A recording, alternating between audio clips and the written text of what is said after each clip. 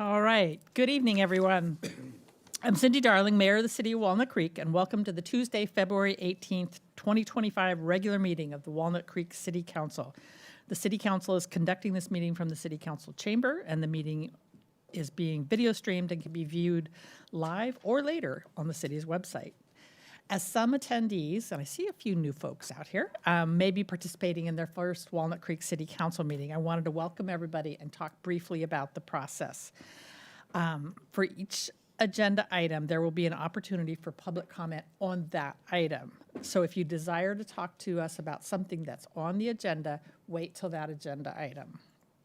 We also have a section on the agenda titled Public Communications, which is for public comments on items not on the agenda. And so any comments during public communications should relate to something that is not on the agenda.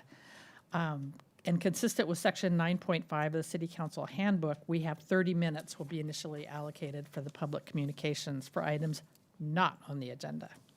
Additional time for public communications, if necessary, will be at the end of the meeting. If you desire to provide public comment either on an agenda item or not, there are speaker identification cards in the back, and when it's time, we usually ask people to line up behind the lectern and we'll go through. Everybody will have 2 minutes, the little timers on the wall, and the nice city clerk will start glaring at you if you go past your 2 minutes. And we will all, I know. I have a hard time glaring as mayor, so I'm. But please keep in mind that this is a city business meeting. The City Council has adopted rules of decorum to ensure the meetings are conducted efficiently and effectively, and that all members of the public have a full, fair, and equal opportunity to be heard. The City Council Handbook outlines decorum expected in the council chamber and can be found on our website. All remarks should be addressed to us, the City Council, and please do not use threatening, profane, or abusive language which disrupts, disturbs, or otherwise impedes the orderly conduct of the meeting. And everybody will have their 2 minutes to make their remarks. We have gotten written comments beforehand. We have all reviewed those, and they are included in the meeting record and will not be read separately into the record. So now, please join me in the Pledge of Allegiance.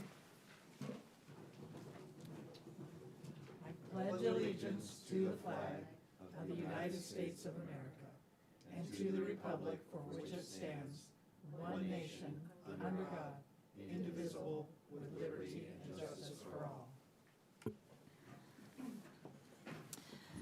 Thank you. City Clerk, please call the roll. Councilmember DeVinny. Here. Councilmember Francois. Here. Councilmember Silva. Here. Mayor Pro Tem Wilk. Here. Mayor Darling. Here. All right. Next on the agenda is a proclamation for Black History Month. Before I start in on that one, I wanted to take a quick moment to explain how Walnut Creek intends to respond to the federal direction relative to equity and diversity. I'm sure I speak for my fellow Walnut Creek City Council members when I say we are standing behind our city mission statement, which is to create a positive environment where all people can live, work, and play, a vibrant local economy to enhance and sustain long-term fiscal stability for all, and a progressive workplace where dedicated employees can make a difference. I believe we are stronger when we recognize and value the diversity of the human experience, and so we are going to continue with the long city tradition of recognizing and honoring that diversity. So that brings me to tonight's, I know, my assistant is pointing me at where I've got it here in my thing, sorry. We are recognizing Black History Month, and we are celebrating the achievements and contributions made by Black Americans to our economic, cultural, spiritual, and political development. Black History Month grew out of a 1926 establishment of the Negro History Week by Carter G. Woodson. So we've had 99 years of this recognition. The theme this year is Black Americans and Labor, and examines the intersection of employment and work with the Black American experience. Black people's work has been transformational throughout the United States and here in our community. The 2025 Black History Month theme sets out and highlights and celebrates the profound impact of Black labor in building and shaping our nation. The observation of Black History Month calls our attention to the continued need to battle racism and build a society that lives up to those democratic ideals. And the City of Walnut Creek continues to work towards being an inclusive community where all citizens, past, present, and future, are respected and recognized for their contributions and potential contributions to our community, the state, the country, and the world. The City of Walnut Creek is proud to honor and celebrate the contributions of Black Americans in our community who have indelibly shaped our history. According to the National Institute on Mental Health and the National Alliance on Mental Illness, some mental illnesses are more prevalent in the Black American community as compared to other groups in the United States. Mental health and substance abuse issues and the devastating impact of COVID-19 are among the leading causes of health challenges for Black Americans in our region. We are committed to empowering Black American residents by promoting the benefits of mental health services through education, advocacy, policy development, raising awareness, and decreasing the stigma surrounding mental health. We collaborate with local governments and community-based organizations to support the innovative A3 mobile crisis response that is housed over at Contra Costa Health Services so that it expands resources enhancing mental health for all, especially the Black American community. We support and encourage the efforts made to create the Miles Hall Community Crisis Hub as an easily accessible regional contact center for people experiencing mental health crisis. We support efforts for local organizations to honor those who have or are suffering from mental illness and supports efforts to strengthen families in their role in sharing history and shaping the future of our Black residents. We do recognize the designation of February 15th as Miles Hall Day of Remembrance, and I am now going to invite our friend Mary Taylor to come up and accept this proclamation that I, the Mayor of Walnut Creek, on behalf of the Walnut Creek Council, do hereby recognize the month of February as Black History Month. So we'll meet Mary over here, and then we'll all do a picture after that. We hear from Mary.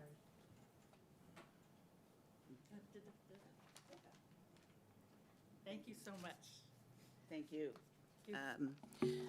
So I have a couple words. On behalf, I'm accepting for the African American and Friends Club of Rossmore, as well as other African American residents of Walnut Creek. I want to thank you for your continued recognition of the contributions and the presence of diversity in our wonderful city.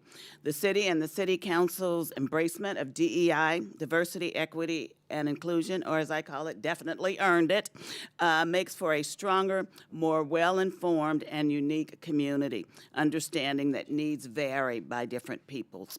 And at a time when there's an effort to erase the part of American history that is Black history, our valuing everyone's lived experience and creating an environment where everyone feels that they belong is so very important. It's a true honor to reside in Walnut Creek, where there is a focus on mental health and the safety and well-being of Black residents and of our entire amazing community. So thank you very much.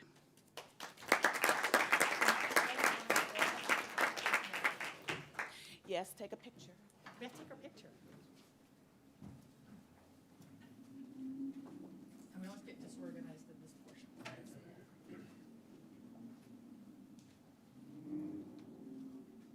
Women in the middle. Yeah, women in the middle.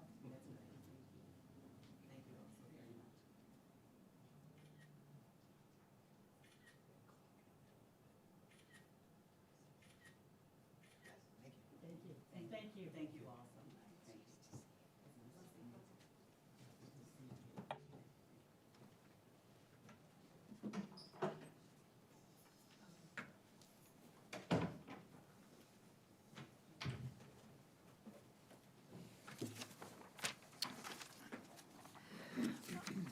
All right. Next on the agenda, Congressman Mark DeSaulnier is coming, but we are going to wait for him to get here. And so we will move on to our next agenda item, which is the consent calendar. Does any member of the council wish to pull something off the consent calendar? Nope. Do we have a motion? Move to adopt consent calendar items 2A through G. Second. Public comment, Mayor? Oh, good reminder. Is there anybody that wishes to address us on any of the items that are on the consent calendar, items A through G? Seeing no one, roll call vote. Councilmember Silva. Aye. Mayor Pro Tem Wilk. Aye. Councilmember Davini. Aye. Councilmember Francois. Aye. Mayor Darling. Aye. Motion carries. Thank you so much. Next on the agenda is public communications, and this is the portion of the meeting it's reserved for comment on items not on the agenda. Under the Brown Act, the council cannot act on items raised during public communication, but may respond briefly to statements made or questions posed. We could request clarification or refer the item to staff. Consistent with Section 9.5 of the City Council Handbook, we will have 30 minutes allocated at this time for public communication. Additional time for items not on the agenda will be provided at the end of the meeting as necessary. And so we, the balloons have entered the workspace. So we will go for a half an hour. For those of you who wish to address the council, please step forward, give us your name and your city of residence, and you can supply your card to the city clerk. Oh, yes, I already did. Hello, everyone. My name is Gregory Maesler. I'm a resident here in Walnut Creek. I live near Northgate High School. So the issue I'd like to address tonight is the reckless driving that happens right outside of Northgate High School and in the surrounding neighborhood. For years, people have been doing donuts at the corner of Bowling Green and Castle Rock, right next to the high school. Recently, this has been happening around 3 to 3:30 a.m. at least twice a week, right outside my bedroom window. Sometimes people are even bold enough to do it in broad daylight, as late as 4 p.m., and someone who can't fall back asleep once I'm awake, it's extremely disruptive, especially on school nights. But the bigger issue is the danger this reckless driving creates for everyone. 2 years ago, during a Northgate versus Los Lomas game, a girl was hit at this very intersection. Thankfully, she survived, but it's a reminder of how serious the risks are. More recently, my neighbor's dog was hit and killed by a speeding car. His name was Buddy. Not only did they hit him, but they didn't even stop. To me, that's murder. But the horrors don't end there. Buddy was struck so violently that his skull was protruding from his head. He had a sister, Marshmallow, who now struggles with being alone. She doesn't understand why Buddy is gone or why it happened. And it's heartbreaking to see her confusion and sadness. Imagine if this was your dog, your cat, or even your child. And it's not just happening near the high school anymore. A bicyclist was recently hit and killed right in front of Target here in Walnut Creek. These incidents are happening too often, and the consequences are devastating. Just yesterday, we saw the Cadillac that's been doing donuts at 3 a.m., the one that's been waking up the entire neighborhood week after week. We chased after him until we got every single digit and letter number off of his plate. It is 8VRZ052. We reported it, and I'm grateful that steps are now being taken to address this issue. A few weeks ago, I was actually robbed standing in my driveway. Among the stolen items were my house keys. And the police, they're so stretched thin that they're unable to perform their jobs at the level we require as a city. Years ago, I heard that there were around 16 officers on duty in Walnut Creek at any given time. Now I'm hearing we're lucky if there are even 4 at any given time. Yet somehow, the city found $30 million to pour into the Walnut Thank you. Creek Library. Thank you. Ryan Hibbs, one of our officers, is here. If you do want to talk to Ryan, you could. I'm sure he'd be happy to talk to you at the back of the room. Thank you.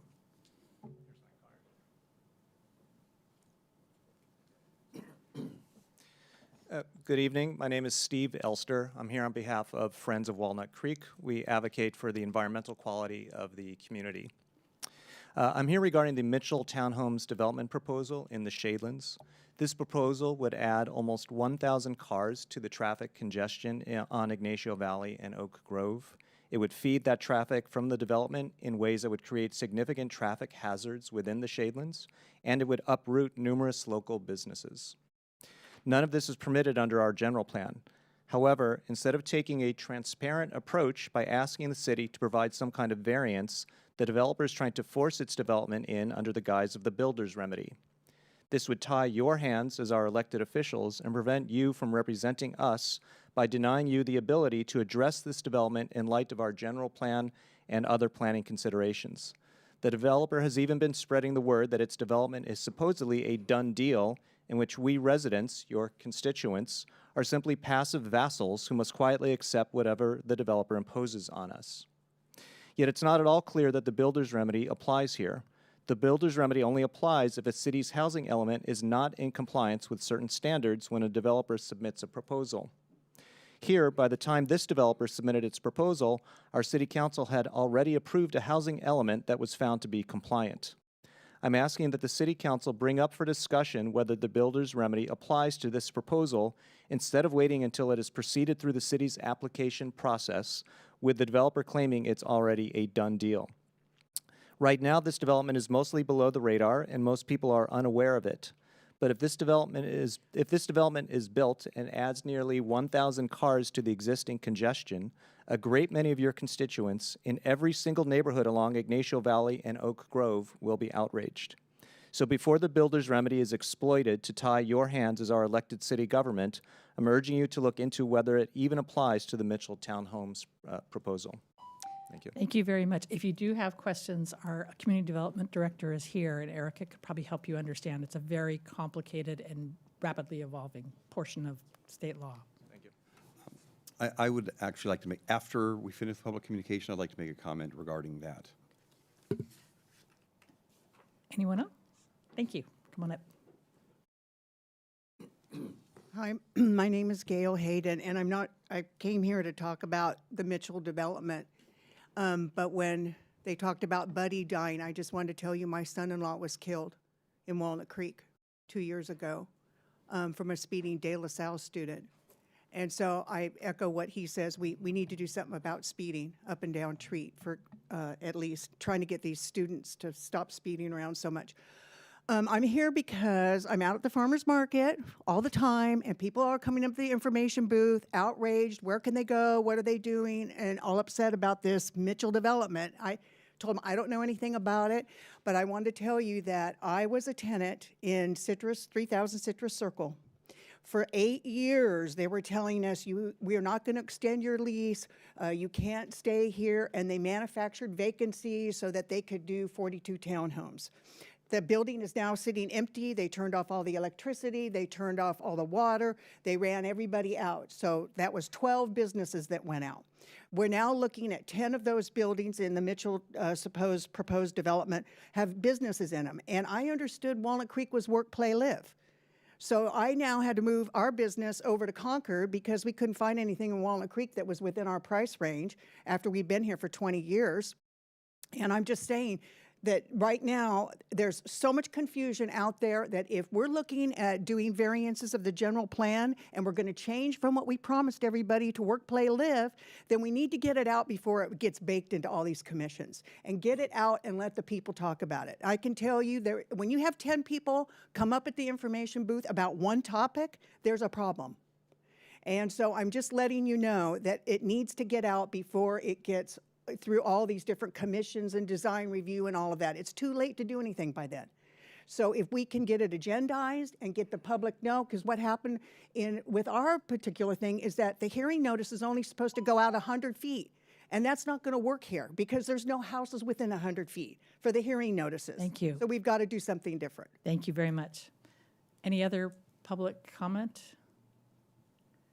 Seeing that, we'll close it and bring it back. So, Mayor, I'd like to make a comment based upon some of those comments on the Mitchell Homes and Builders Remedy. And I'm here, excuse me, I'm hearing a lot in the community about this, especially since I live out in that general area. And I do think that there's enough discussion, information, and misinformation that I do think that we need to agendize this sooner rather than later so that we can have an open council discussion if this even is justified under the builder's remedy, and let our residents be able to talk about that and make their comments known about that. So I would like to, I don't know if we need a motion for this, but I would like to I will turn ask to for the that. city manager and the attorney.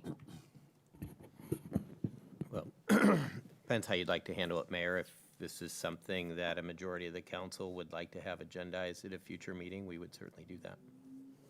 And Steve, I know there are legal issues around this project that, Yeah, if the council wishes to have an update, we could schedule an update and report to the council with regards to the issues of whether the project qualifies as a builder's remedy project and what the status of the project is at the current time. So we can provide that if the council desires. Yeah, I'd like to add on to that too. I agree with Kevin. It's one of the reasons I brought it up in my public comments in January. Is I hear a lot from the community about this project, and I know there's a lot of concerns, and it is a complex issue. And I think getting ahead of it is really a good idea, and having it discussed here in council would be, I think, helpful to the community. Okay, I think with that, I will work with the city manager to agendize this. Understanding that we're going to have some heavy months with meetings ahead of us, can we ask for this update no later than April? We're right in the middle of budgets. I'd like to look at the calendar, April or May timeframe, but I can work with the mayor on scheduling. Okay. All right. great. Thank you. Thank you very much. Can I And- ask a question? May I Yeah, ask go a ahead. question to staff? Given the complexities of the builder's remedy, the law, can we clarify here what kind of, you clarified it, Mr. Mattis, but I think maybe clarify it again, how this would be different than a regular proposal being basically presented to us for an opinion. This is an update as to what the builder's remedy is, whether it qualifies. Of course, that could be litigated. And help us understand the difference here, because Yeah, so a builder's remedy project under California is a relatively new concept in the sense of it being implemented in California. And what happens with a project that's identified as a builder's remedy project is that under a set of state laws, the Housing Accountability Act, if a city does not have a certified housing element by the timeline that the state has set as a requirement, then an applicant can file an application for a residential project. There are requirements associated with it for like affordable housing and whatnot.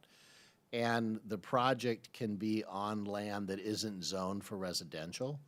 And in that instance, cities have very limited grounds, assuming the project qualifies as a builder's remedy project. The cities have very limited grounds upon which they can deny them. And cities can't require, for instance, a general plan amendment before they approve it.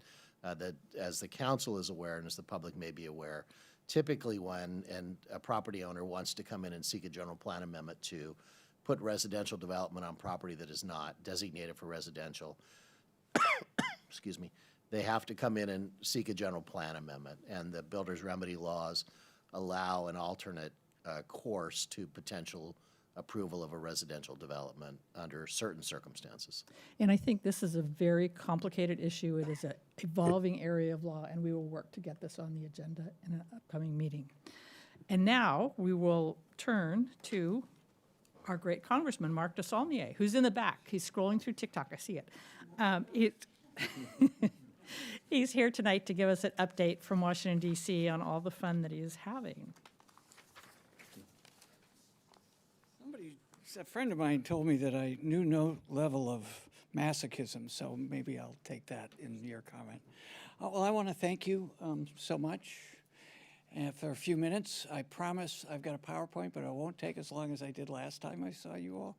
It's much shorter. So there's 3 pages of somewhat just background, and then 3 of the real reason I came here was to talk about community benefit projects, of which we have had a wonderful relationship since they started 6 years ago. So that's our current district. You're right in the heart of that at 24 and 680. It's most of Contra Costa except for West County, and that little line in the far east is Discovery Bay. These are just background, pretty much says the same thing. Next. These are my current committee assignments. Every 2 years, these get updated a little bit. So I'm ranking member means I'm the equivalent. I'm the minority senior person. So I'm the equivalent to the chair of the committee. I was pleased to, very honored to be made the ranking member by leadership 2 weeks ago on ethics. And then I've spent most of the time in Congress and most of my time in elected office in these 2 subject areas, particularly transportation, having started on TransPac many years ago when I was a planning commissioner. We're all smiling. So just spent a lot of time in both those fields. So the real reason I'm here, and I've been going out to different public agencies, city councils, hopefully school districts, is to work about how important it's been and how successful we've been in Contra Costa because we've been prepared. We have these great partnerships with the cities, the school districts, with nonprofits. One thing that changed when Republicans became the majority, they made it harder to do it through non-governmental agency because they wanted more responsibility. The Republican chair of the Appropriations Committee from Oklahoma is a very dear friend, Tom Cole. We were on the Rules Committee together, and we like to read American history and go to Civil War sites, including together. So he and they changed it a little bit, but we're very hopeful. The nice thing about this has been, you hear about a lot of the partisanship, but this has been a process that has been, keep our fingers crossed. When it was earmarks years ago, unfortunately, members abused it, and there was public recognition of that through the press. And both sides have been very good about making sure we have partnerships that are accountable, that the public knows what they're getting. So these three in particular were projects we worked with your great staff on. Ignacio Valley Road, I teased you about being at the other end of that in Concord on the Clayton line. It's not to help my commute, it's to get me down here so that I can spend my disposable income in downtown Walnut Creek. Don't tell the people from Concord I said that. And it's just terrific. You've been great. And then, of course, on the public safety side, we've done quite a bit with law enforcement to get these kind of grants, which are popular. But we've also done other things with the Contra Costa Transportation Authority in particular. And again, you were a great partner. We're getting every signal in the county is our goal to have the best software and be connected to central management with all the cities and the counties so that we're moving traffic and it's connected to Caltrans and the freeways. And I think we'll be one of the first counties in the country that get that and sustain it. We know we can improve congestion, we can improve pollution, and most importantly, we can run the system more efficiently when we're doing that. So those are examples. Next. So this is just, I'm being somewhat redundant, but that's the real reason to be here is, other than the fact I follow Tip O'Neill's admonition that all politics is local, so as a former planning commissioner, I love the comments about development. God bless you. Good luck with all that. I'm glad it's all to the benefit for future generations when we do it right. And I think Walnut Creek's done a great job. And a lot of jurisdictions here have in difficult environment where we want to protect the fabulous quality of life that we have and the open space, but we also want to provide housing for future generations. And as you know, that's no small chore. So all politics is local. And just the community benefit projects, again, just the more we can work with you and your staff to make sure we're prepared, the more likely we'll be successful. And every indication is that in spite of some of the dysfunction back there, that we're going to continue to work together. And I'm hoping my colleagues will have a conversation with the administration to explain that these are really valuable and they're successful and they give a lot of benefit to the public. Let's see, and we'll have a workshop with our staff and your staff and the appropriations staff just to help with this.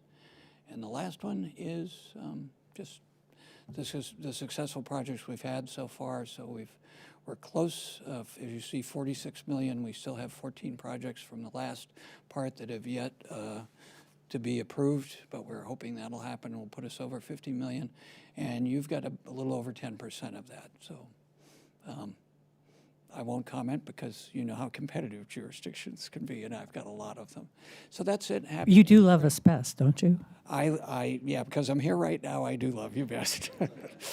Does that sound like I love you so much that one of my key staff person is a key member of the family, so to speak.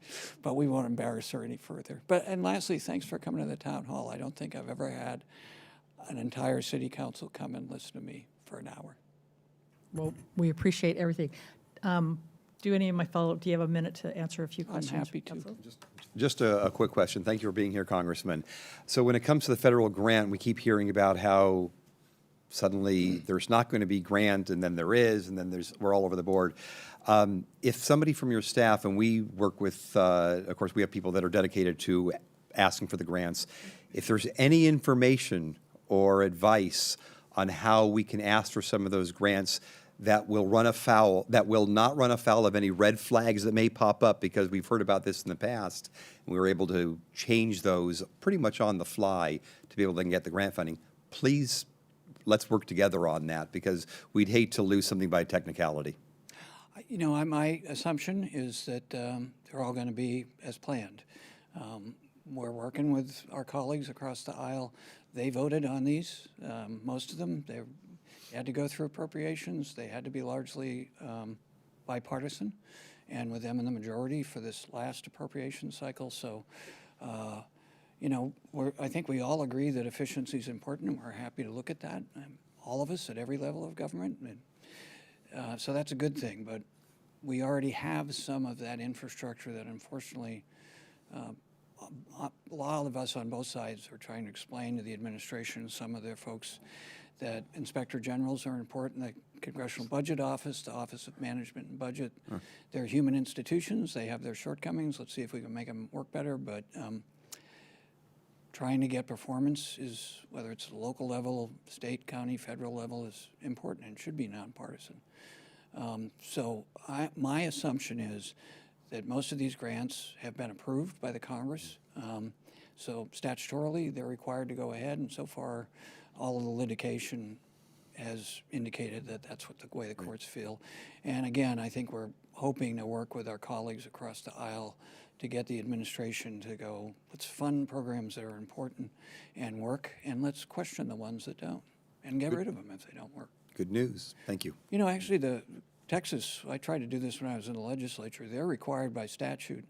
They have a sunset commission, and it requires them to go through every single bill in a process that I think would be good for California. Some of my colleagues in the Democratic caucus didn't always agree with me, but you know, if you want to get good programs, why not make them efficient? But I would go on the assumption that they're going to be there. Congressman Francois, aka the birthday boy. Council member. Council members. Oh yes, happy birthday, by the way. I moved you up. I move people around all the time. Is there a cake? I was looking around. Thank you for being here, Congressman. Thank you for hosting the town hall 2 weeks ago, one of your 223 town halls. That's got to be a record, I imagine, among your colleagues. And I was just curious, I know that you're a voracious reader and a passionate student of American history, and just given where we are at this particular moment, if you can, what gives you hope or optimism, continued optimism about our country and our future? We go through these cycles. You've heard me, I'm sure I talked about this at the town hall. We go through cycles. We've had challenges before, and it wasn't just the Civil War and the Revolution. Great book that I mention frequently is The Age of Acrimony by the Smithsonian's congressional historian. And just talked about post-Civil War and the similarities. He really connects the dot with telegraph and steam travel. We had big immigration because of the Industrial Revolution. We needed more labor. And the telegraph was very much like social media and technology, that all of a sudden you had lots of newspapers getting yesterday's news from New York and D.C., and they had very subjective opinions about how they interpreted that. So it took a while for us as a country to get used to that and figure out what the new norms were. I just finished a book by Nicholas Carr, who's called Superbloom, and he's written a lot about neuroscience and how we get information. And it was really a good book. And he's dry because he's a neuroscientist, but he tells a good story. The Superbloom is a reference to a modern-day tragedy of the Commons, where an influencer went out and took these pictures of this beautiful field with all spring blooms, and a week later, a lot of other would-be influencers had trampled it all to death. So that's where the name comes from. But we'll be fine. But I think one of the big things is this. You know, we're human beings, thousands of years evolution, that we're used to human conversation. So we're trying to figure out. And that's a lot of what that book was like, is that we're spending too much time having human conversations in technology that we haven't, we're adapting to. In the meantime, I think COVID made it a lot worse, right? Because, you know, we didn't get a chance to meet. But thanks for the opportunity. Thank you. I remember reading somewhere they were talking about the telegraph all of a sudden, there was a need for the entire country to be on the same time zone, and we were not. We did not, every little thing, every town had its own time, and we had to figure out how to get on. So now we're just at a different point in life where we're all trying to get on the same time zone. It's a little harder. It's an interesting sort of psychological thing where it's consoling to realize history. Right. We've been through these things before, but then you don't want to be complacent about the urgency to get through it with the minimum human suffering as possible. Yeah. Other questions? We really appreciate you coming. We appreciate your steadfast advocacy to help us solve the problems here in Walnut Creek. I think we try to find ways to make it work for everybody. And I think the money that you've brought to the table really has helped us with some priorities that will benefit our town and people coming in and going out. And we appreciate everything you're going to do. And do you have a minute to do a picture with us all? I'd love to. And I'd just like to have one last moment. I really appreciate you. You know, you have a wonderful council right now, but your staff's been great to work with too. The police, the city manager's office, everyone has been a delight to work with. As has your staff. And you are my favorite. All right, we'll go ahead and meet you Check out my here. nose here. I can hear 'em in Concord now.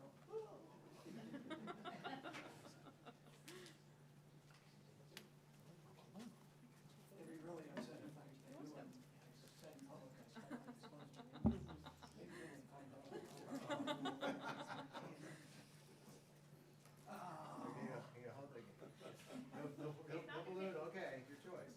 There you go. Get one with balloon and one without balloon. You want to do one serious one? Got this one? Me do a serious one? Yes. Every team needs a comic.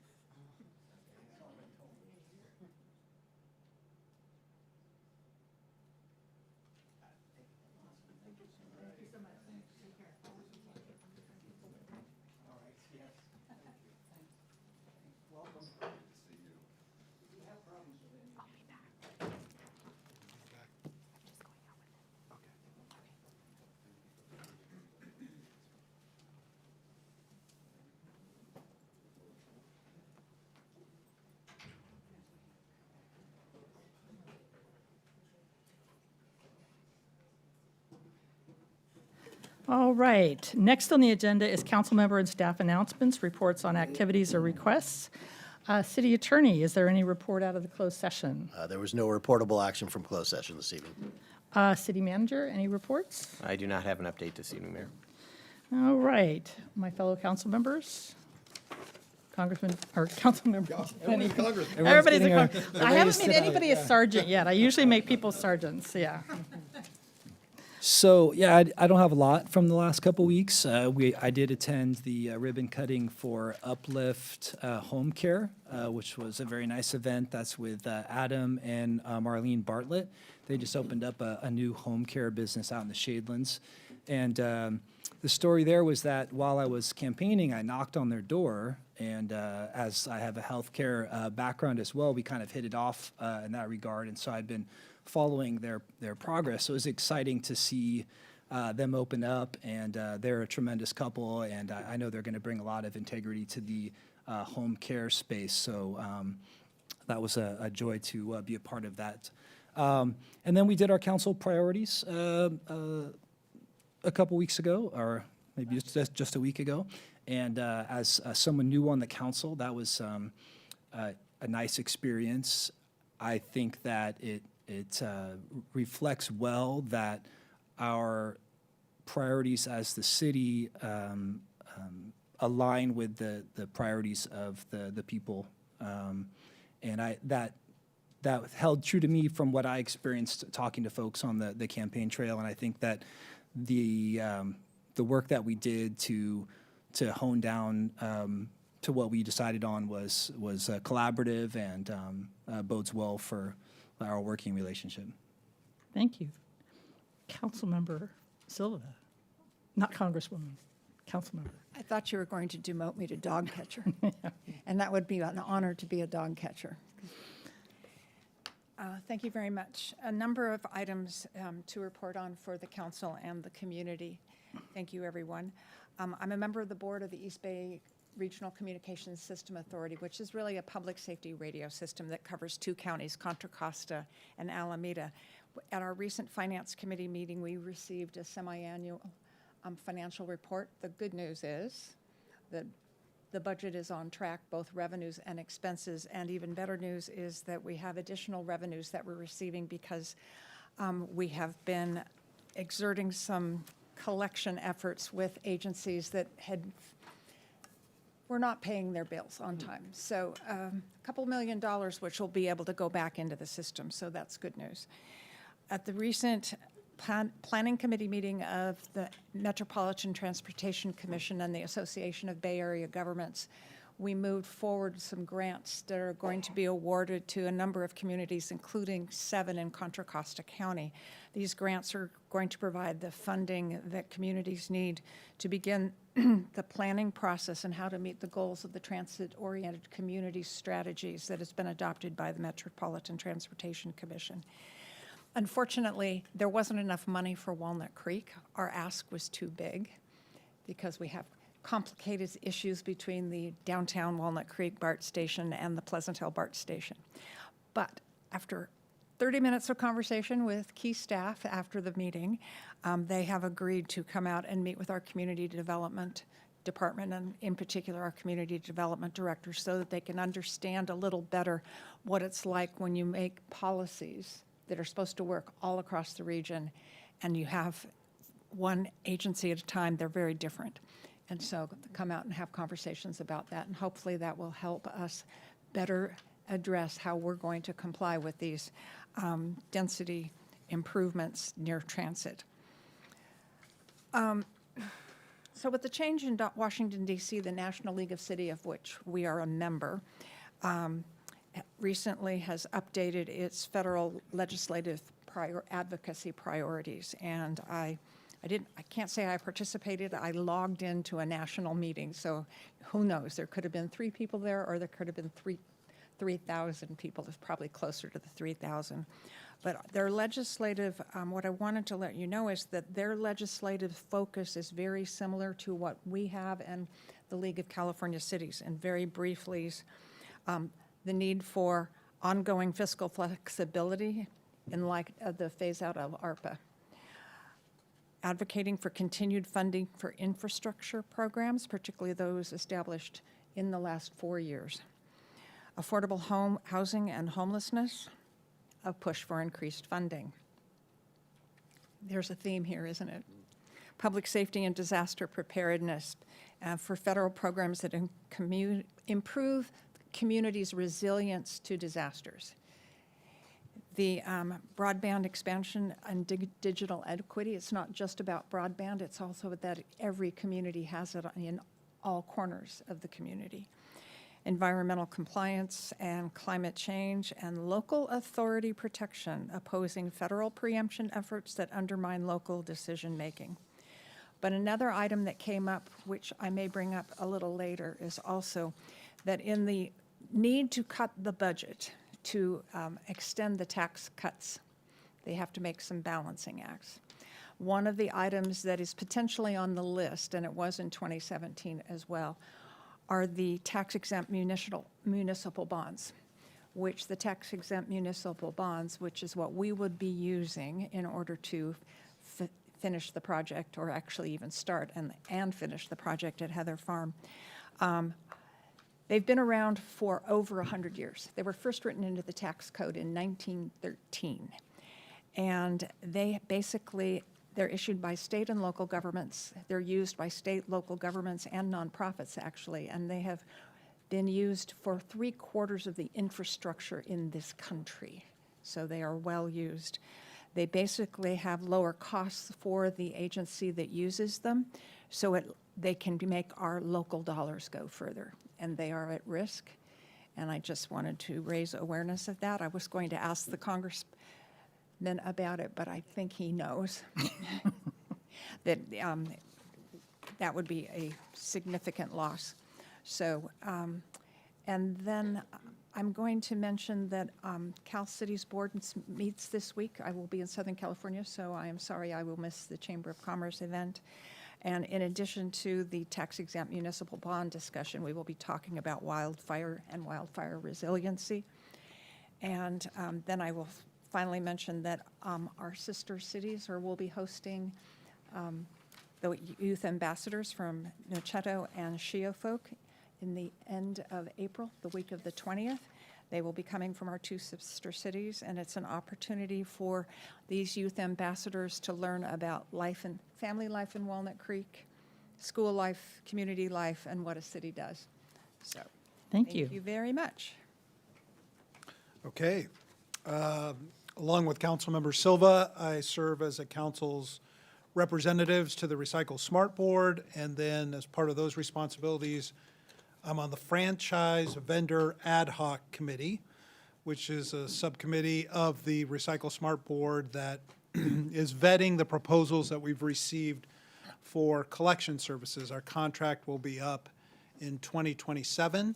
We received 2 responses to the proposals. The names will sound familiar because they are our current providers, Republic Services and Mount Diablo Resource and Recovery. So we're at the very beginning of the process that'll be completed in July when the board selects one of those providers as the future collector. Let's see, along with so I'll be providing future updates on that, but for now, we've received 2 proposals to the request for proposals for collection services.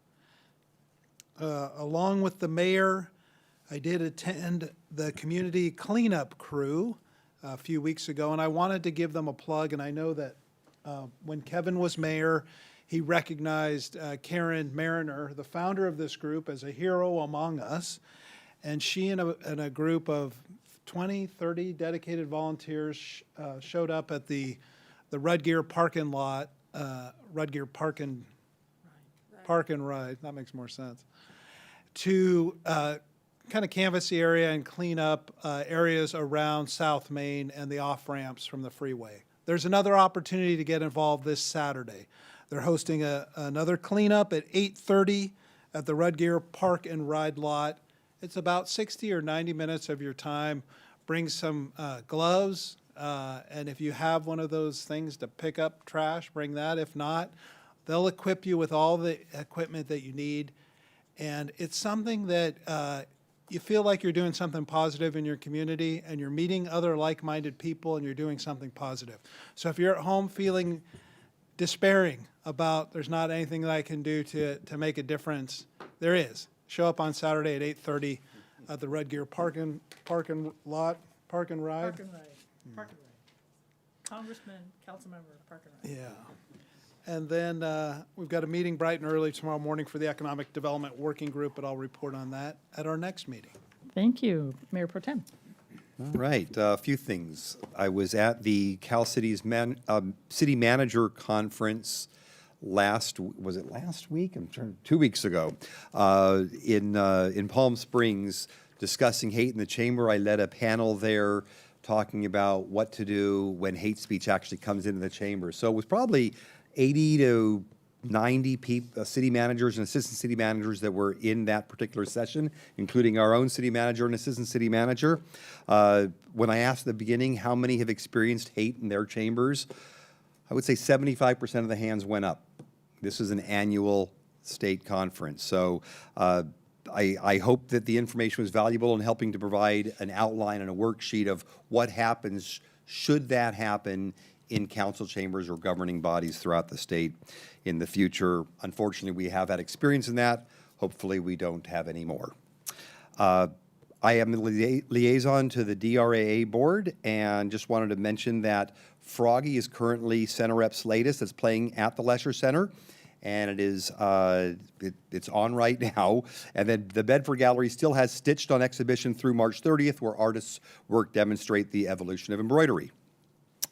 And I am now the appointed liaison to Transpac, and we had a CCTA presentation just this last week on daylighting, which is the new California state law that you can't park within 20 feet of any crosswalk, whether it's marked or unmarked, in any area of the city in the state.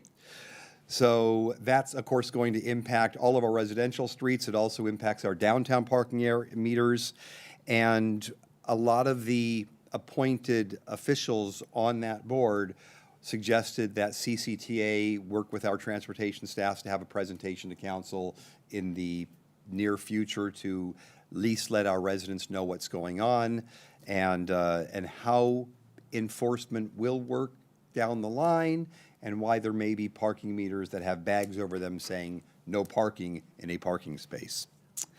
And then lastly, the mayor and I are on the finance committee. We had a meeting this morning. We recommended that the budget come to city council for review. We'll get that in a few weeks.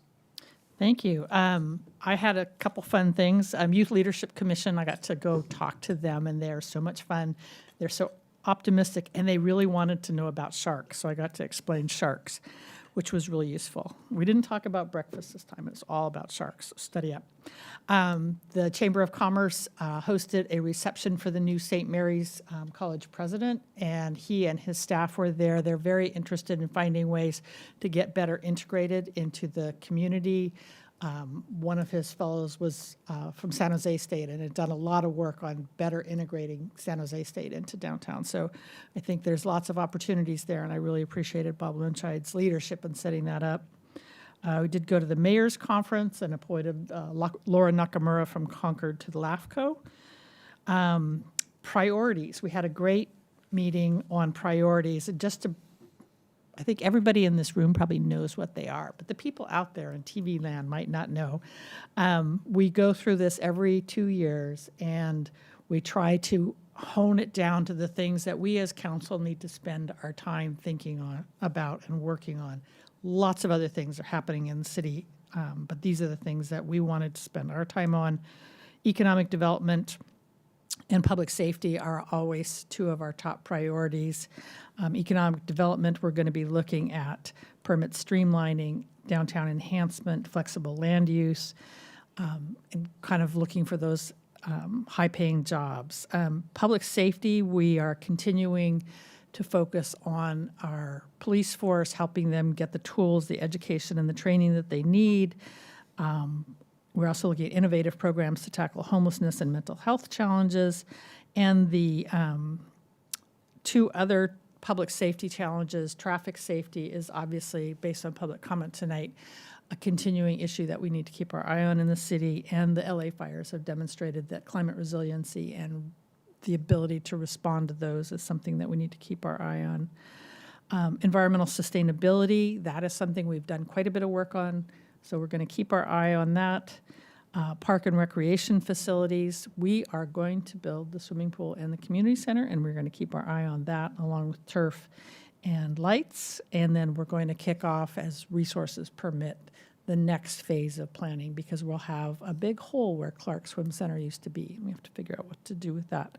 But the new thing is going to be the general plan update.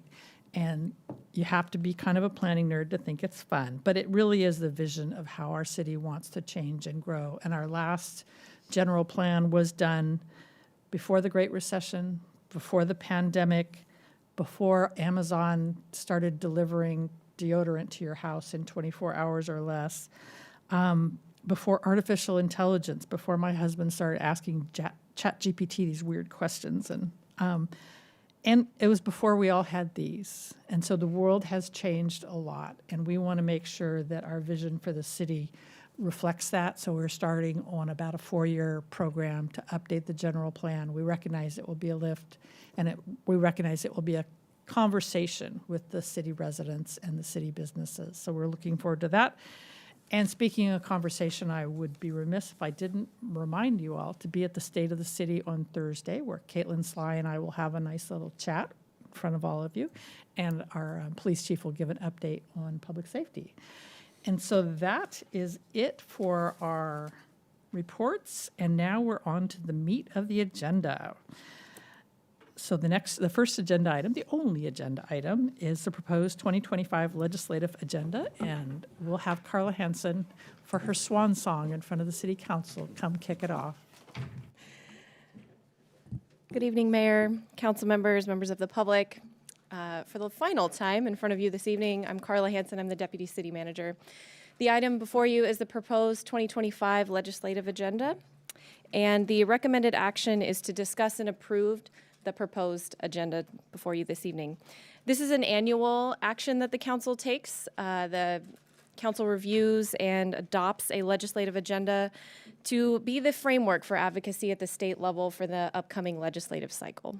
So this, as the process goes, your mayor and mayor pro tem that make up the legislative committee review the legislative agenda, make edits, make changes, and then refer it to the full city council, which is why we're here this evening. The city contracts with Townsend Public Affairs, who acts as our lobbyist on behalf of Walnut Creek and acts as our voice in Sacramento. So Casey Elliott, the Vice President of Townsend Public Affairs, is here to give you a state update and then to walk through the proposed agenda for your consideration this evening. With that, I will hand it to Casey.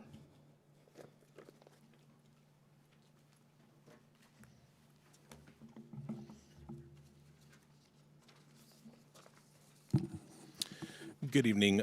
Casey Elliott, Vice President with Townsend Public Affairs. As Carla noted, wanted to provide a brief update just to give you a context as to which this version of the legislative agenda will be considered and be utilized this year. So real briefly, the legislature began the first year of a two-year session on January 6th this year. This year is a little bit different in past in that we have a large, kind of the cadence of term limits, we have a large turnover, approximately 25%, a quarter of the legislature is new freshmen this year. Combine that with the cycle from 2 years ago, we have nearly 50% of members have been in Sacramento for, just about 2 years. So again, there's a lot of changes as it relates to committee membership, committee leadership, all kinds of new, fresh ideas, some new people looking at some old ideas. So a lot of, just a lot of new faces that everyone's getting used to. One of the big items that I did want to talk about, which kind of is going to permeate through the entire two-year session, is this year we do have an overall reduction in the number of bills that members are allowed to introduce. Kind of sounds like a technical issue, but for example, in the Assembly, members over the two-year period this year and next year are allowed to introduce 35 bills total.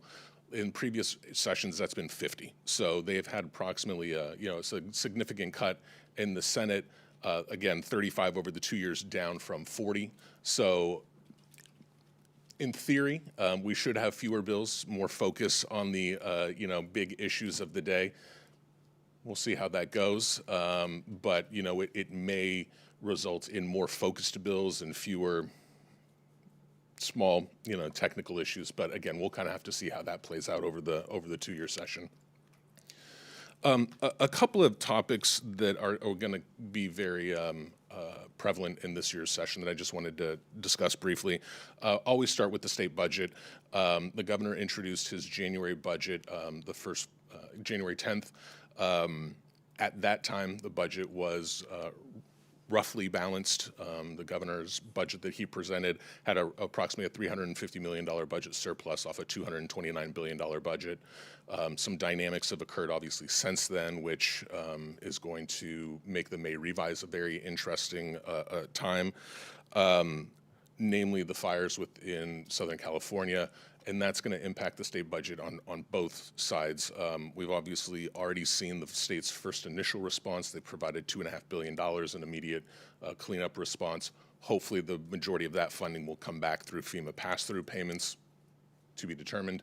And then additionally, on the revenue side, as is often the case with these types of disasters, the IRS and then FTB have made the decision to postpone the deadline by which those living in impacted areas have to file their taxes until October, given the demographics of many of those filers. The state, particularly the state's heavily reliant on high income earners, that could have a significant impact. So immediately we will not know how much revenue the state has when the budget's approved on June 15th, because those taxes are going to be delayed till October. You'll recall when we had the last significant budget shortfall, that was also compounded by a similar issue in San Diego and Ventura in response to some natural disasters there. So all of that The governor's office in his January budget has taken a very conservative approach. Not a lot of new ongoing programs or fiscal commitments. Really kind of sticking within the framework of last year's 2-year budget proposal.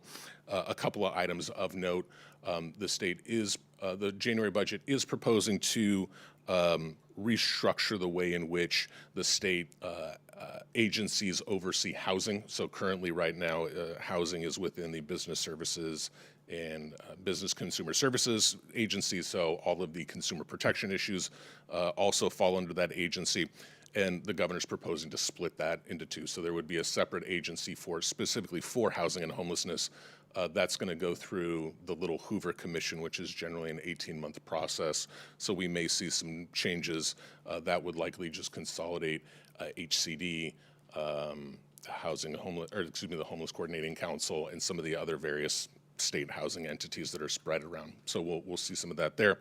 And then also of note, the governor's January budget proposal does propose to program out some of the new funding that was approved by voters in November, both through the education bond as well as the climate bond. So we should start seeing some additional funding opportunities for local governments and school districts popping up in the latter half of this year. As it relates to housing and land use, as we all know, as was discussed earlier, Sacramento is always quite busy in this area. I anticipate we will still see a significant number of bills in the housing and land use area, particularly with an eye ahead as portions of the state start entering into their next general plan and housing element planning purposes. So we may start seeing more bills impacting the RENA process and other processes on a look-forward basis. Speaking of funding, there will be efforts to consider placing a statewide housing bond on the 2026 ballot. We've seen a couple of bills introduced already on that topic. Probably spend the majority of the portion of this year really kind of figuring out what's the appropriate funding level, what programs those should go into, and most likely have a bill approved early next year to be placed on the ballot. But that will be an ongoing conversation, as at this point I think there's at least 3 housing bond proposals that are floating out there with still a week to go before bill introduction deadline period. So we'll have to see what those conversations lead to. Additionally, we will see some continued focus on increasing home ownership opportunities, whether that's through funding for existing down payment assistance programs or whatnot, or increasing the amount of affordable housing through various legislative efforts. Obviously, the Housing Accountability Act, Density Bonus Law, all of these things have an element of increasing home ownership, so we'll have to see what proposals are there, but that will again continue to be a focus within the housing space.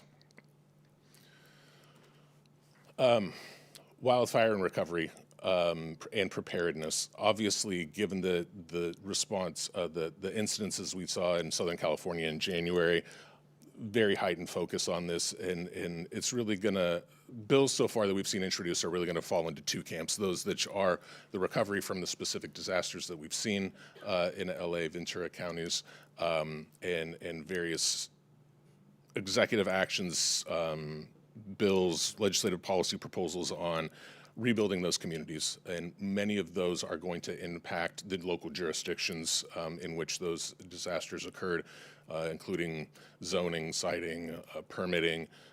So those bills will be interesting to watch, not necessarily because they'll have a direct impact on the city, but those will definitely lay a groundwork for future incidences that may occur throughout the state. What does housing permitting look like in a streamlined fashion? There was an article this morning about allowing developers to permit their own projects in some of those recovery areas. So, I mean, we're going to see ideas kind of across the board.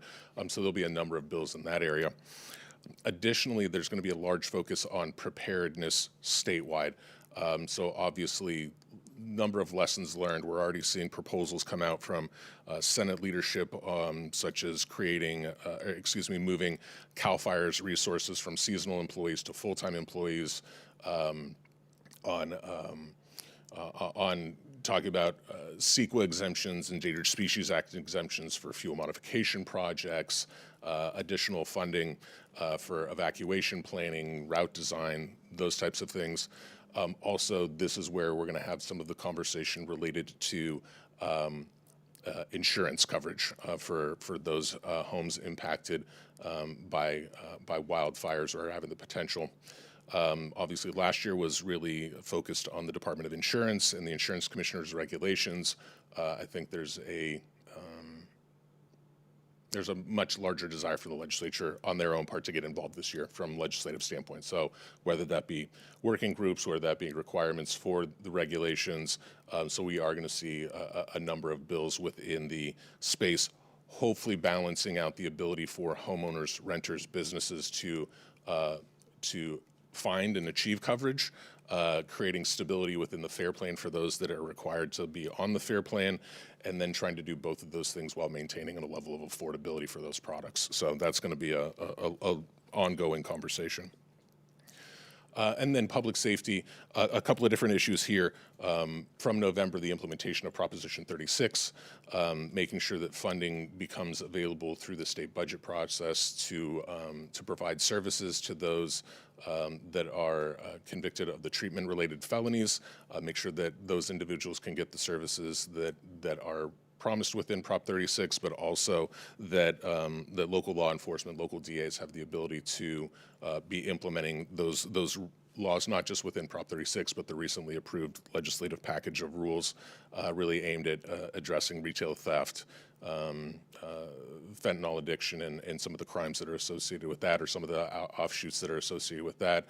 And then we'll see a host of local public safety issues in response to local public issues such as reckless driving, sideshows that was mentioned earlier, e-bikes, vehicle break-ins, mail thefts, kind of any of these number of issues. I think we'll see some additional legislation this year. And then state and federal dynamics, I won't belabor the point, obviously, having the congressman here helps a lot. I will just say that we're going to be in this constant back and forth between the Trump administration and the Newsom administration. Obviously, both like to legislate in a very open and social media-driven space, so I think we'll see some of those back and forths going on. The Attorney General's office has already begun being active within litigation on issues where California believes that the federal government is overstepping. That will continue to be the case under Attorney General Bonta. So we're just going to kind of have this dynamic back and forth. And then obviously issues such as funding availability, grant funding availability, community projects, all of those are going to be wrapped into this larger conversation. As Carla noted, the proposed legislative agenda in front of you today has gone through the process with input from city departments, the legislative committee, city manager's office, and it was just with the look to what has happened in the past year since it was brought before council, any shifting state priorities, local priorities. So I've tried to incorporate those within the document itself. Once the agenda is approved by council, the document will serve as kind of that policy framework for the upcoming session, as Carla noted. Also for letters or positions that may be considered by the legislative committee, by the city manager's office, by the mayor. This document will help provide that guidance and direction. Obviously, if issues arise during the year that warrant coming back to council, we'll be happy to do that. But this will hopefully streamline some of that process so you don't necessarily have to see me every couple of weeks with different bills in front of you. And then also, this is a document that me and my team will be sharing with your legislative delegation in Sacramento so that they can be proactively thinking of Walnut Creek when they're looking at introducing bills, when committees are thinking of bills and how they might impact different communities. We want them to kind of have that proactive information. As it relates to some of the specific edits within the document this year, should note we did start with last year's approved agenda as the basis. So the document was previously approved, and that kind of served as the foundation. A couple of the key items that have been added in, support for the full implementation and funding of Proposition 36, as well as the recently approved package of legislation aimed at, again, reducing some of those prevalence of organized retail theft and allowing local jurisdictions to coordinate and really kind of have some more tools in their tool belt when dealing with some of these crimes and some of these elements.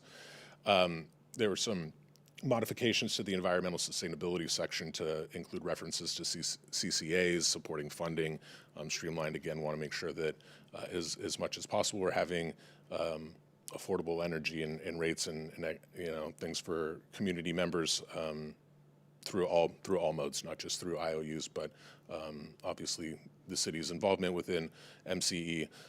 That's something that we want to be supportive of. Additionally, supporting efforts to assist with the tracking of GHG emissions and providing some of the timely information to public agencies so that can be used within local planning processes such as general plan element updates, and then again the consolidation improvements for general plan requirements.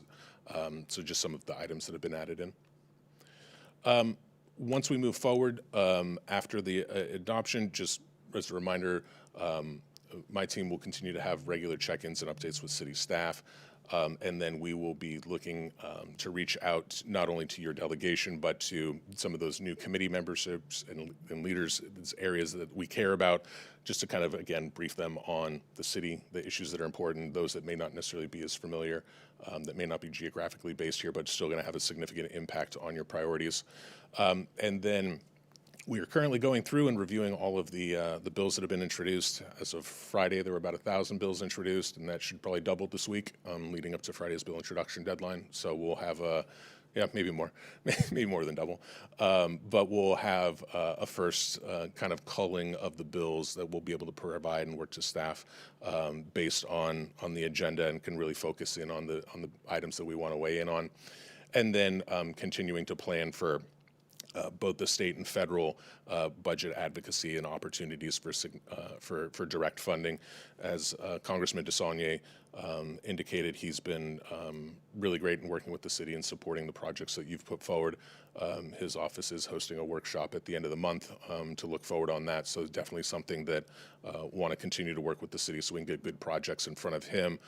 We're trying to do our best out in DC to kind of take in all the various tidbits of information to help help you guys consider the right projects that have the best chance of success of moving through the project or process and being supported at the end. Should also note, currently you have an earmark project pending for Tice Park that will be coming to a head here in March 14th, which is when the existing federal continuing resolution expires.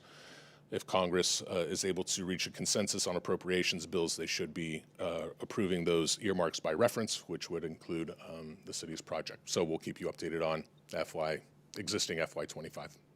And with that, I am happy to answer any questions on anything going on in Sacramento, anything within the agenda, and thank you guys for having me. Thank you very much, Casey. I just want to know, how does it end up at the end of the thing? How does the story end? Do you have the story? You don't have the answer? I'll be back in November. Okay. Questions? Councilmember DeFinney? You talked about funding to encourage home ownership. I think a lot of the building that's occurring, the cheapest model is to build them for rent. I assume that's not what you're referring to. What types of ideas are being proposed to build projects that are, more owner-driven versus rental-driven? Sure. The state in previous years has approved through the state budget funding for direct homeowner assistance, for down payment assistance, for different programs that can help particularly first-time home buyers buy down interest rates. Since we've had some budget issues, some of the funding for those programs have been a little bit inconsistent. So I think there's some more conversations that are going to be going on is there funding that can be provided to some of those existing programs? Are there new ideas that the state's not necessarily thinking of that can help individuals, particularly first-time home buyers, which is really where the state wants to try to focus, increase, kind of transition folks into kind of that missing middle of home ownership, moving them out of rentership into home ownership. So that's traditionally where the state has focused, is on trying to provide resources. That housing bond may provide an opportunity. There have been previous proposals of trying to marry those two, of making infrastructure or developer-related funding for specific projects available contingent on promoting and first-time home ownership, or providing some type of incentives for first-time homeowners. So again, I think as we enter into a housing bond conversation, we'll see some of those pop up. Whether or not they have to be through bond, they can be through budget, they can be standalone policy, will kind of remain to be seen. But that's generally kind of how the state plays in that area. Yeah, because that seems like, I mean, most people, that's their goal eventually, right, is home ownership. So I'm glad to hear that they're focusing on that, or there's ideas being put forth. I was also wondering about the FAIR plan. It seems to me that we could be set in a cycle here where a disaster occurs, a fire, the FAIR plan doesn't have the money to cover the expenses, and then that gets passed back to the fire insurance carriers that then pass that back through to the homeowners. And what's to interrupt that cycle of just rising rates to cover what will probably inevitably be more and more of these fires? Like, what's the thinking there? Yeah. So a couple of things. At the end of December, the state's catastrophic rate modeling regulations went into effect, which will allow insurance carriers to use a forward-looking model for setting rates. So at the time, there had been a commitment from some of the larger insurance carriers that being allowed to use that type of rate modeling would entice them back into the California market. So again, you would hopefully just get some of those moving folks on. And in order to utilize that type of modeling, insurers have to be either pulling existing FAIR plan customers off and providing them private insurance, or providing insurance within specific targeted high fire areas throughout the state. So again, in order to use that modeling, the insurers will have to pull some folks off the FAIR plan.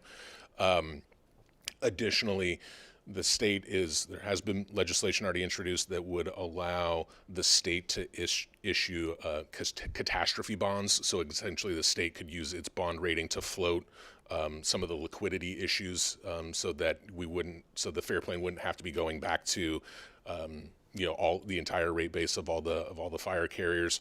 But it's a great question. Ultimately, it's in the state's best interest to reduce the number of FAIR plan participants and get them over to private insurers. So I think those are some of the things that we'll have to see this year.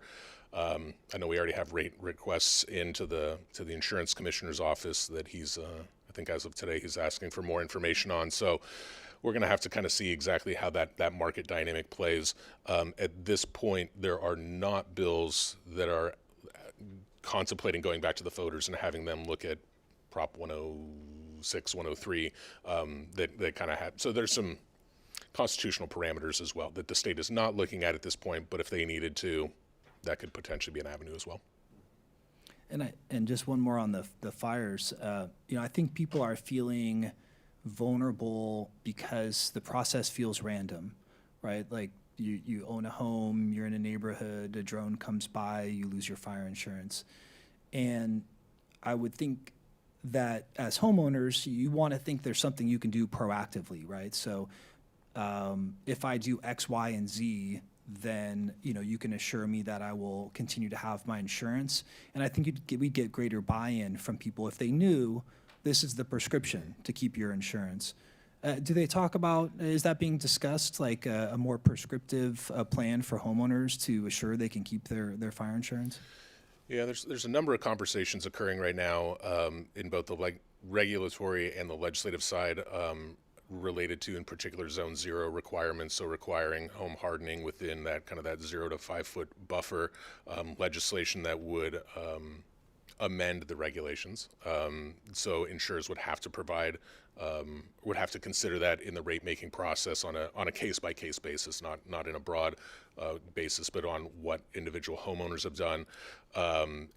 The state is going to be, or is in the process of reissuing the fire severity, hazard severity maps. I believe the Bay Area one should be coming out in the next couple of weeks, within the next month. And those will also, there's talk about tying home hardening requirements to those maps as well. So that's legislation that's being considered, which again, the whole idea being that if homeowners, again, are making those investments to fire protect, increase the likelihood that their home might, better survive a fire, that insurers, again, provide them acknowledgement, and that's reflected in their rates. Right, something to empower the homeowners to feel. Yeah, and I think that may be something that we start talking about in the budget is, is there state funding to, maybe it's a local pilot programs or things to, to educate homeowners, help provide them resources, maybe provide tax rebates or things within the state's purview. Again, I think there's an acknowledgement that these are not necessarily the cheapest things and the, the first things that homeowners want to be doing, but providing those incentives so for those that decide to undertake that. And what about having a state agency or some type of attorney assigned to handle the complaints of being canceled, where they could actually have some type of review process that a form, so that it's not just, oh, they canceled me because they wanted to and there's nothing I can do. Yeah, that one's a little more difficult. We haven't quite seen those policies. You mentioned drones. There have been bills. There's a bill introduced already that would make it so a carrier couldn't cancel or not offer insurance based solely on drone footage, that you'd actually have to get some type of boots on the ground or some other type of analysis. So again, I think there's conversations of how they can work around, but with some of the constitutional constraints, the state still can't mandate that people be provided insurance. So it's a bit of a dance. Thank you. Thank you. Did you want to? Oh, you have comments. Okay, we will go ahead and thank you for your presentation, and we will open it up for public comments. Anybody that wants to comment on this?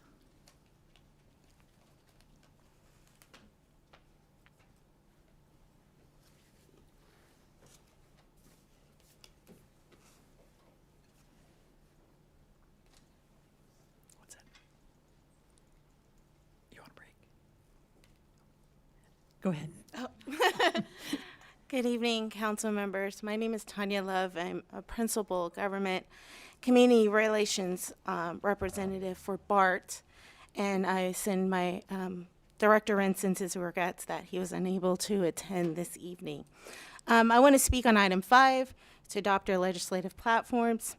BART is encouraged that Section 3I, page 5, of the city's legislative platform advocates for improving public transit and reducing vehicle miles traveled and active transportation.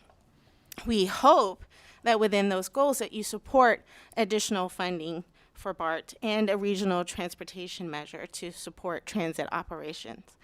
Every day, BART is an essential lifeline, carrying thousands of Walnut Creek residents to jobs and connecting them to school, family, and their community. BART has focused on improving security and rider experience.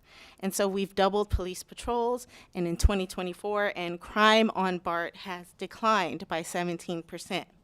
So BART is one of the most cost-efficient transit systems in the country. Our costs have grown slower than inflation, and our cost growth is the lowest in any peer transit agency. Unfortunately, work from home and relying on fares to pay for our operations has left us in a significant deficit. Other communities support their regional rail with more operating funding than BART actually receives. If stable funding isn't identified, BART might have to cut service, close stations, and end service at 9 p.m., which would be bad because I would need to be home by now. So BART BART reduces commute times and highway congestion and improves our quality of life with access to jobs, education, and supports the regional economy. So if BART riders switch to driving, it would actually increase traffic by 22% in the Caldecott Tunnel. So these are benefits that everyone enjoy, even people who don't use transit. So BART looks forward to partnering with the city on shared priorities at the state and federal levels to ensure stable, long-term transit, and funding is prioritized. So thank you very much. Thank you, Tanya. I have a comment I'd like to make, or. Yeah, go. It's like, Mayor Pro Tem, if you have a question for Tanya? Sure, Tanya, thank you for being here, appreciate this. I think that last point that you made is not one that I typically hear BART make when they talk about any kind of a potential tax measure to save BART or prevent it from going off the fiscal cliff. So I think that in your own marketing and PR efforts, letting people know you may not be taking BART now and you may be driving to wherever, but your commute is going to be 50% worse, take X amount longer, because it's going to be, I think, a challenge to get people to vote when they're not taking BART right now to increase tax dollars for that. So I like the fact that you hit on that point. Continue to do so. Thank you. Thank you. Councilmember Francois. Thank you for being here today. It's a little bit off topic, but do you have, since you're here, you happen to know when the new fare gates will be installed at the Walnut Creek BART station? I would assume sometime in the summer. We're actually doing a lot of fare gates in this Contra Costa area. So as you may know, Orinda is doing theirs right now. We're going to have Lafayette next week. We're going to have Concord the first week of March. So I'm pretty sure that Walnut Creek will be done probably sometime in the summer. It's kind of like a weekend installation or a weekend. It takes a couple of weeks depending on how many fairways there are. All right. Thank you. Yeah, Thank you. and I think when we met with our new representative, Rin, he was saying that new fare gates throughout the system by the end of the year. All of them by the end of the year. It's a great, Yeah. a great opportunity. Yeah. Thank you very much for coming this evening, and I'm glad you will be able to make the. I wanted to commend Barton. Please pass this on. The trains are. I wrote it back from the city, from the MTC meeting on Friday, and they were cleaner. The fare gates are working well, and I really appreciate it. Okay. Thank you. Thank you. All right. Thank you for so coming. much. Okay. Any other public comment? All right, we'll bring it back up here, close the public comment. Any comments for on the legislative agenda? We'll start with you. All right. First of all, I'm going to say thank you to staff and with the help of Townsend and also our colleagues for working on this. And I know this takes a lot of time to bring forward. And there's a couple of things that I would like to suggest. And I did discuss these with the city manager and with Casey, or at least one item with Casey today. First of all, I really appreciate that this says it's a state legislative agenda, but I find that there are also elements in this that we could use at the federal level. And so maybe just a couple of removals of the word state so that we don't think that if we go to DC or we have an opportunity to talk to the congressman's office in district, we remember that there are federal dollars involved in this, and particularly in transportation arenas, in public safety, the cops funding, et cetera, comes from the feds. So I also think that when we mention Cal Cities in the first page, that we are members of the National League of Cities, and they're aligning. And if our caveat is, as long as they are consistent with our platform, we will, can reflect what they say. That gives us the freedom to do that when we're in DC as well, advocating.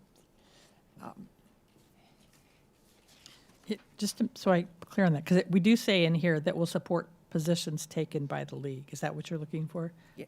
Unless the they're League in of California Cities and/or the National League of Cities. Okay. Because there are some issues that the National League of Cities will address. And I know we don't use Townsend for federal legislation, but we use our own feet and our own voices with our Congress members. The one I'm most concerned about is that, and I know that we do mention supporting local funding, et cetera, but I am very concerned on two fronts. That we, by not mentioning specifically the risk of the tax-exempt municipal bonds, and also the risk that in 2026, the California Business Roundtable may again bring forward, and is very likely to try to bring forward, the anti-tax measure, that we're not ignoring it, but if we could bring it front and center so that we remember to say it. There's 3 places that I found, but the basic language is that we are opposed to measures that would constrain the city's ability to take advantage of traditional municipal funding mechanisms such as tax-exempt municipal bonds or locally authorized tax measures. And there's probably a word there that needs to be fixed, but we could find a place for that. I think it will help us as we talk to our Congress members. And I'll leave it there. All right. There were a couple of grammar issues, but they No grammar issues at the dais. Sorry. Councilmember Francois. Like to thank my colleagues and like to thank staff for the great work on the legislative agenda, and also to Casey for doing a great job representing us. Just focused on the the disaster preparedness issue. I had the opportunity to kind of look into this issue recently for a client, and it's interesting that there aren't as many clearly stated exemptions from CEQA, Coastal Act, other state laws for complying with the defensible space requirements. And I imagine, or hopefully that'll be a subject of conversation among the state legislators this year in response to what happened in LA. But to me, it seemed like a no-brainer, and it was a little bit surprising that you couldn't clearly see it listed in a lot of different places. So that, I think, is one area. And then any additional state funding there would be for kind of secondary access or shaded fuel breaks, like we did get state funding, or the fire district, I guess, got state funding for the shaded fuel break around Rossmore, I think would be very helpful for us to pursue. And those are my comments. Thank you. Councilmember DeFinney. I got my comments out during my question. All right. Yep. And my only comments were, thank you again for all the help on this, Casey. There is obviously a lot to go through and a lot more work to be done throughout the year and these discussions. And I think a lot of us are looking at the federal and just kind of holding on and holding on. So appreciate all the help on this end, and there'll be more to come. Thank you. So I think what we've heard here is an interest in adding something under finance that talks about opposing measures that blah, blah, blah. I second. What's that? Am I seconding that? No, we're trying to, Oh, we're trying 'cause to I- get it. So there's 2 I like that places I idea. would suggest. One is in the finance, which is toward the end, but the other would be on page 2, where one of our goals is to ensure the city remains fiscally and financially stable into the future. I think if we put it in both places, we're going to get we won't forget. I mean, my preference is to leave the upfront goals as goals and put it in under finance. Well, I know but we know that we all read everything all the way to the end. it's adding to the list of what we oppose or measures. There's a whole sentence in the goal. That's not a goal to oppose measures under so it was just an augmentation. So you're thinking just opposed measures and that, what was your language? Opposed measures? I inserted another. What else are we opposing? The city opposes measures that shift local funds to the county, state, or federal government, measures that constrain as well as unfunded mandates or mandated costs with no guarantee of local reimbursement. So I inserted, and they have it. They have it. Mayor, if I could make a suggestion, Yeah. if you'd like, if amenable to the council, I do have the language that Councilmember Silva had suggested. If you would like, we can work on updating the references and bring that to the ledge committee that we have for final review and approval if the council's comfortable with that. What I heard were three things. One is effectively remove reference to state legislative platform, just call it the city's legislative platform. If the council's comfortable adding positions from the National League of Cities to the same section in which we reference the California League of Cities, and then obviously this discussion that was just noted about financing related to muni bonds and other potential types of financing mechanisms. And then the other two things I've heard is supporting evaluation of appropriate regulatory exemptions for disaster preparedness. You said it perfectly. Yeah, I think the funding part's already there in 4. Yeah, it's the regulatory exemptions. And I'd want to make sure that we say appropriate regulatory exemptions, Sure. because I have seen people mow over things. Yeah, no, you can't do that for wetlands or ESHA. Yeah. Yeah. Yeah. And then, so we have funding for resiliency already. And I did hear from Bart an interest in making sure that we are supportive if we find the perfect solution to the BART fiscal cliff. Is that something that we think is in here? So can I agree with the issue, but that would be the only one in here. And there's housing bonds both at the regional level. And so I Yeah, and think we would be isolating the issue as opposed to finding a way to say that we, after consideration, we are open to. And I think what I was considering was under 3E, where we say, among its priorities, the city supports state and federal efforts to provide funding to rehabilitate routes of regional significance and major arterials, comma, regional mass transit, comma, create new cap and trade, and just put the regional transit in there. And that way it's subject to among our priorities, but it's something that we could support. And so the only other question I would have is, are we inadvertently leaving the housing bonds? We have, I believe we have in here a lot of language about supporting state and federal programs to provide funding for affordable housing. We have a lot of other things, but So after. if we send this to the ledge committee, can you check? We will double check that, but Yeah, C, 2C, I think. yeah, I think we've got a lot of other things in there, but I couldn't find something in the 20 minutes here that's mass transit funding.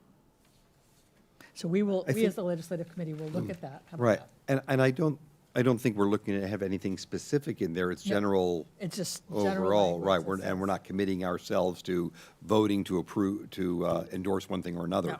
No, it just gives us the Okay. flexibility to make Yep. sure that's captured. So, given that and the desire to have it go back to the legislative committee if needed to clarify any of those, do I have a motion? Then does it come back on consent for the council? It's up to your council. It's not needed unless you would like to do so. Can you trust us? I can trust you, but it's also an opportunity to read it. So make Up to you. We can do that. Obviously, we would post it. I mean, we have this available on our website as well once it's complete, but whatever your council's preference is, if you want us to bring it back or not. Trust us. You can make the motion if you want. Okay. I make the motion to adopt the amendments that you just proposed. Yes. Okay. Within, I guess I'll second it. Yes. Okay. And we'll go for a roll call. Councilmember DeVinny, Aye. Mayor Pro Tem Wilk, Aye. Councilmember Francois. Aye. Councilmember Silva. Aye. Mayor Darling. Aye. All right. You're on the board. And with that, I believe we are ready to adjourn, and we will once again tell Carla thanks and good luck with your new jobs. And thank you, Casey, for coming in, and we will see you all next time. Thank you very much. So long. Avita, say goodbye.